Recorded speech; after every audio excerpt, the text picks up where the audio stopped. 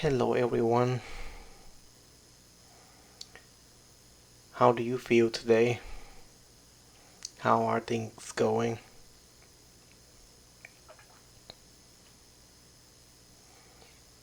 During these times, you know, it's, it is kind of chaotic. We got a lot of things going on, especially in the United States.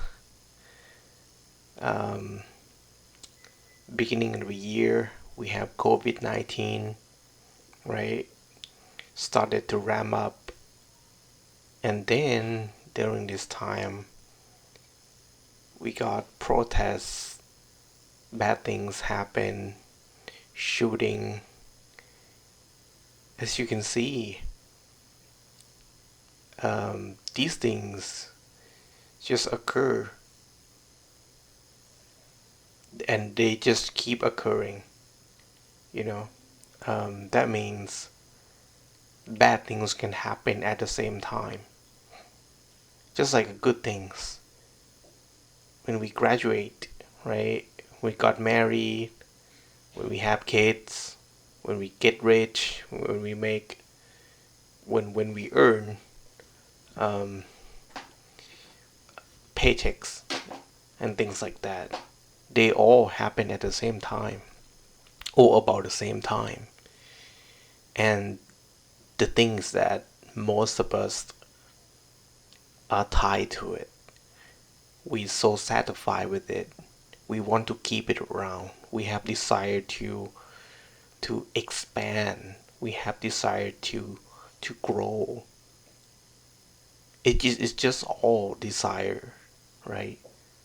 And all we do is we just keep fulfilling it, and then it develops itself, and you have higher and higher degree of desire in your heart. When bad things happen, you know, and then all of a sudden we're all like crashed, right? It's just bad things.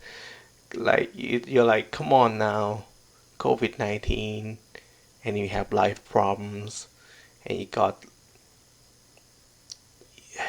countless of things, bad things on top of it, and most people just can't stand it anymore, you know. That's why they started like protesting and things like that. The thing is, um, our minds are affected too because we don't know. We don't know what. We don't know the truths. We don't understand ourselves enough. That's why we're so affected.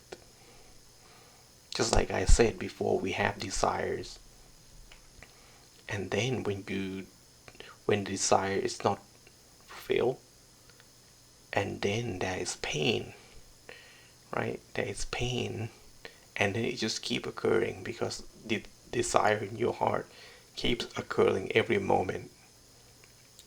I think it's time for us to stop it, or at least slow it down, so that our mind is not affected that much. There are so many ways that people deal with problems. Some of them like they just fight with it, get over it. They just rage,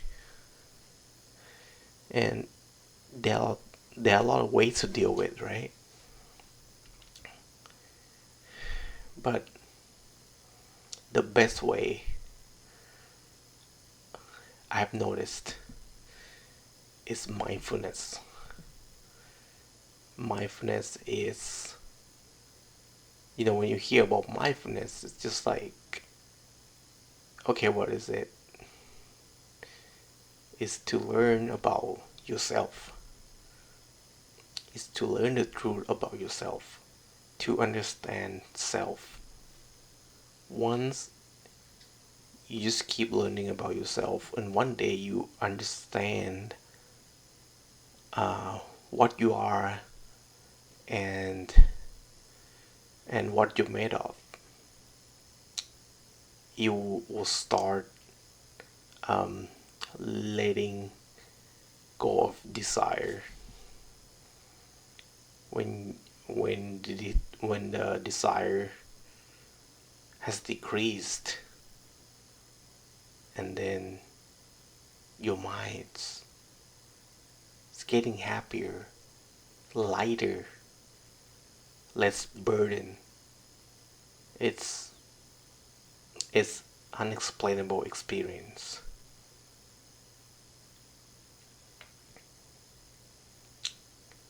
And we all can do it. It's not just people like who have a deep like spatial ability or something like that. Um, Before going too deep, um, would like to talk about the origination um, of mindfulness a little bit. Uh, like how can one learn oneself, right? Like during this time, it's probably like with the chaotic and with the quality of the mind of people, um, you know, it's impossible um, for one to discover this technique or this unique methodology, right? So the origination of mindfulness, I probably never mentioned before in English. It's actually originated from the Enlightened One. The Enlightened One is the father of all, um, or you know, the Enlightened One as known as the Buddha. And then you think like, oh, the Buddha. You're trying to, um, you know, um, get me to be a Buddhist or something, right? That might be some of the questions in your mind already. But listen, um, Buddhism is not a religion at all, from my perspective. We don't encourage in beliefs. Um, we only encourage challenges to prove it. You know, everything is it's it is answerable. Anyway, so 2,500 years ago, um, you know, when so the Buddha was a prince named Siddhartha, um, and you know he was born, and then his mother passed away when he first born, like 7 days later, and then when he was growing up, you know, um, he has like questions in his mind, like, and then all he wanted to do is like doubts, doubts in his heart, right? And finally, his father got him like a arranged marriage, right? And then he got his son. When his son was born, um, he felt like he was obligated, right? But before that, let me take a step back for a second. He um, he wanted to go outside of the city, or the palace or whatever, and then he was just curious what things are out there, um, outside the city, and then he discovered sick people, right? He discovered sick people. He saw he saw um, dead bodies, like funeral, and then he started like wondering, like even a king cannot escape from death. Even like how rich you are, you cannot get away from pain. You cannot get away from suffering of your heart. And then the next day, he went outside the city, discovered that there are there are like a monks or practitioners who are meditating under the tree, and he thought himself, "Wow, that's really nice. That's really noble," and um, that led him to leave the family, leave everything he had, right? He wanted to find the way outside of this pain. Um, and finally, when he left, he was he was finding the way. He was looking for teachers, right? He got a couple of teachers that taught him about meditation. You know, he was able to get to like meditative states, like a really deep meditative state. But you know, he realized this is not the way. Why? Because when you're not in the meditative state, you can still receive pain. Receive pain, anger, desire, and all of that. Um, they all come back when you're not in a meditative state. And then um, since it's not the way, so he left. He left his um, teacher, um, and then he was doing all kinds of methods, meditating by himself, even like you know, even like kind of torture himself by like squeezing the mouth, something like that, and then didn't eat for like many days, until he got really thin, things like that.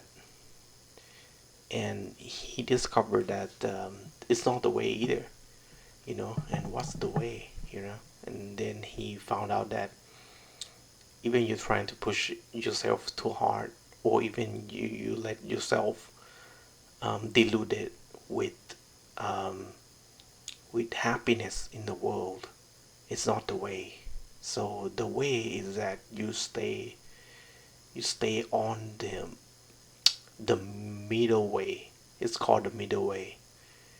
That means you are mindful. You have to be mindful. You have to know the phenomena. You have to know things that are going on in your heart. Once you are aware of that, you know the truths of them. Once we know the truths of them, um, you know, um, we're not passionate about the phenomena that occur in the heart. And once we are dispassionate about the heart, right, or the phenomena that that occur, then the desire uh, are are being eliminated little by little, and finally it's free from desire. So that's kind of the origination of mindfulness. And the Buddha is the greatest man in, I wouldn't say in the world, I would say in all worlds. in the realm of whatever you can imagine of, you know. Um, in We can talk about it in another session, but no one is greater than the Buddha. That's one real truth. Because um, he got like three characteristics that are the greatest. First is generosity. He has ultimate generosity. He was teaching, not, yeah, he was teaching people to become um, enlightened ones, just like him. And um, like there were like a lot of stories where um, like every morning he would do his like third eye, scanning through all the creatures who could receive the teachings. The teachings um, are also called the Dhamma. Um, and then he would go to that person and give the teaching, like a mindfulness teaching here, to see the truth of yourself.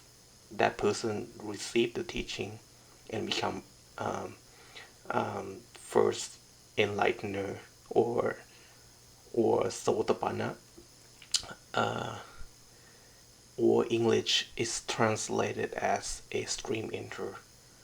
Um,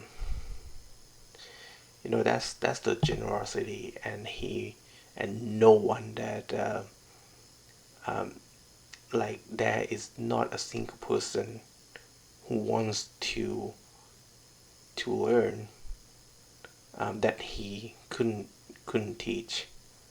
So that's a generosity. And the second characteristic is wisdom.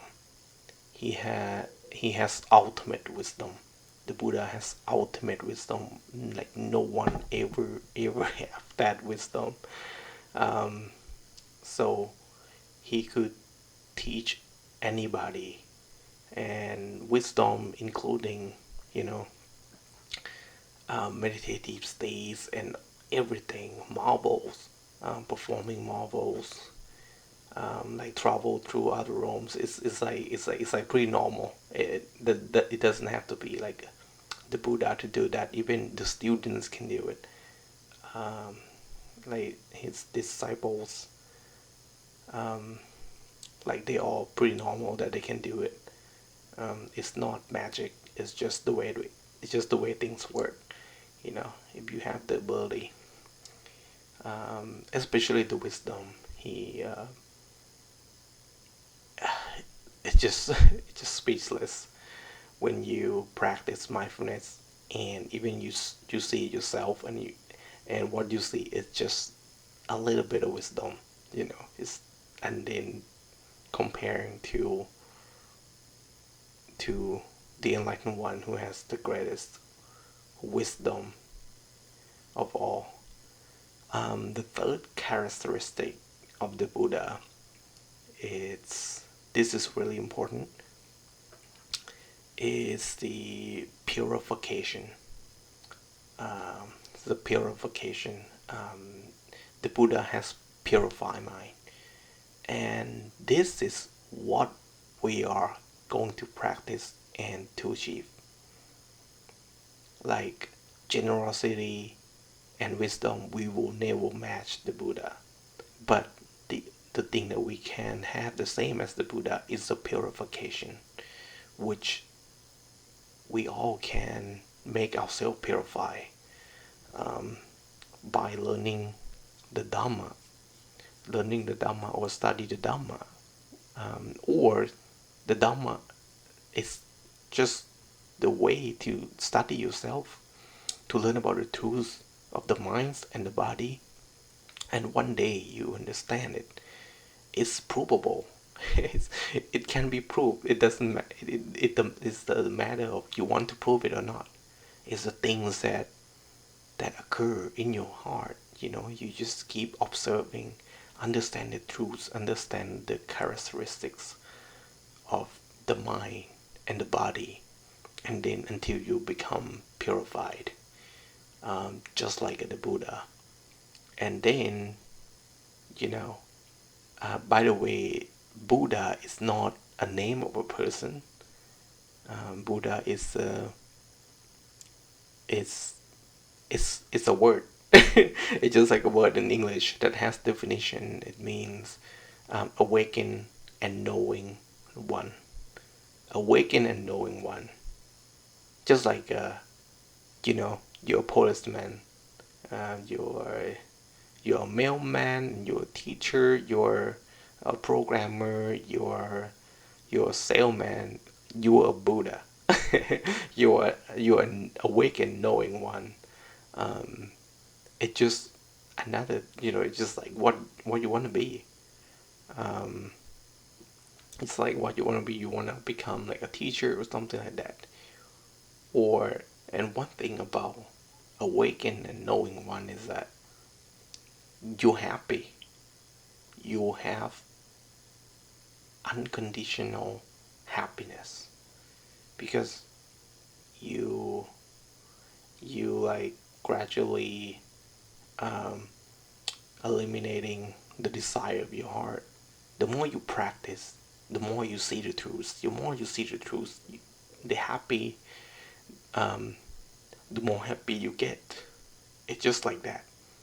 It's just like that. And that's kind of the origination of mindfulness that I want to cover.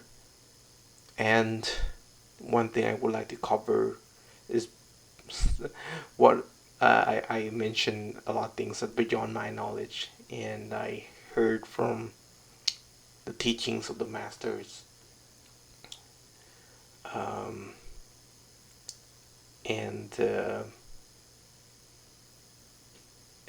and you might think like, oh, okay, it's just one person who wanted to become free, right? And then study himself, and then becomes like the greatest man of the world. How can that be? And the occurring, the I mean, the the occurrence of the Buddha is super rare. It's really, really, really rare. Um, like imagine, right? Imagine this is the I mentioned about like the bad time and the chaotic times and things like that. For me, this is still the best time of my life, the best time of you know that you can have. Because why? Because the teachings of the Buddhas are still around. It's called the Dhamma. It's still around. It's still around, and it's so rare. Let me tell you how rare it is. So, you know, 100 has right? Two zeros. 1,000 has three zeros, right? A million has what? How many? It's five zeros. Is it five or six zeros? I don't remember.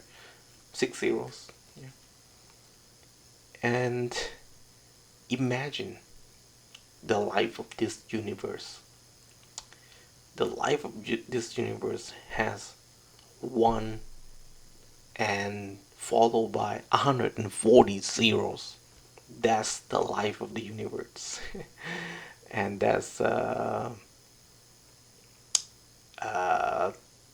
yeah, I think the unit is in year. That's a really, really long time. That's a really, really long time.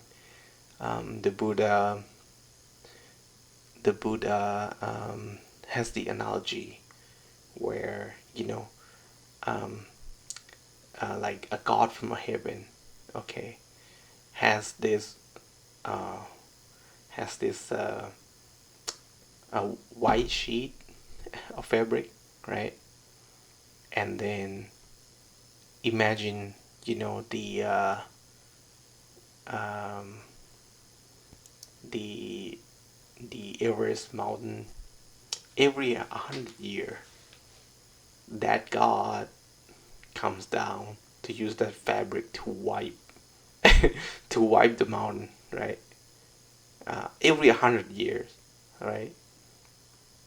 Even even that mountain's gone, that's still the universe still around. that's that's that's uh, that's how long the universe is, and the unit is called kappa. One kappa is 100. I think it's like not 100. Why did I say 100? I say one leading by followed by 140 zeros. That's a lot. Or another analogy is that uh, you have sesame seeds, right, in a container, and that container is let's say it's it's 1 yod, so 1 yod in India, so it's how many 16. It's this container is 16 kilometer width, and 60, it's a cube 16 by 16 by 16. um, this container contains like sesame seeds. Every 100 years you take one seed out. You take one seed out, take one seed out. Even that container, has run out of the seeds. The universe still around, and then it's not even like a kappa. A kappa is probably longer than that. And why am I talking about the unit and how long it is? Because that this amount of time, you know, um, during this kappa, there are five Buddhas. That's what I'm trying to say. There's not just one Buddha and one man who becomes a Buddha and get recognized. No, it's this series of Buddhas, who the Buddha is like who has tremendous of merit, tremendous of generosity, tremendous of strength, tremendous of wisdom to get enlightened in as a human only. And during this kappa, there are five Buddhas, and the current Buddha that passed away 2,000 years ago, it's the fourth Buddha. So that means in this kappa we have one more Buddha. So, and that's how rare.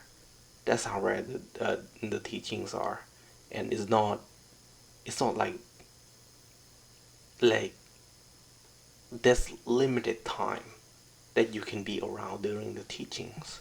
So, um, for example, for this current Buddha, the Dhamma wheel or the teachings started around 2,500 years ago, and it's gonna last 5,000 years, right? 5,000 years.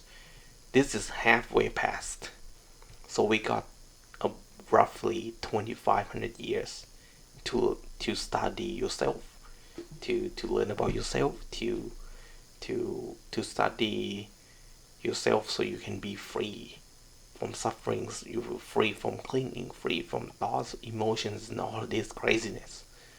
And because why do we have to do it? Because the worlds are like this. They are impermanent. They cannot be controlled. Bad things happen. It's just keep happening, and then you can reborn over and over and over and over. And then if you're not during this time of teaching, you never find a teaching. You never find a way out. All you have to do is you're just gonna go with other beliefs and things that have been like this ever since, where someone tell you to believe in something, and after you die something's gonna take you put your faith on, and then you know it's what I'm trying to say is it's all about yourself. It's all about yourself. And you there's It's a cause and effect. Things, these words are simple. I wish you can see what I see. Um, Things are simple. It's just cause and effect. When you do good, good things will serve you. When you do bad things will serve you. There's no like putting faith on something, believe in something, and then it will do the things like what you wish, because believe is just it's just a thought. It's just one kind of thoughts. Thoughts are not real. Let's say I'm the richest man in the world. That's what I think. Is it real? No. You can think about anything, right? But it's not real. It's not true, right? What is truth? It's it's something arises, falls away. All right, that's kind of what I wanted to say. Um, just just to just to get the mindset that we will, we'll get disappointed in our life for sure. You can put all the effort you want to do, you want to accomplish, and things like that. Finally, it goes down. It goes away. Everything must go, right? Everything must go. It just comes and goes.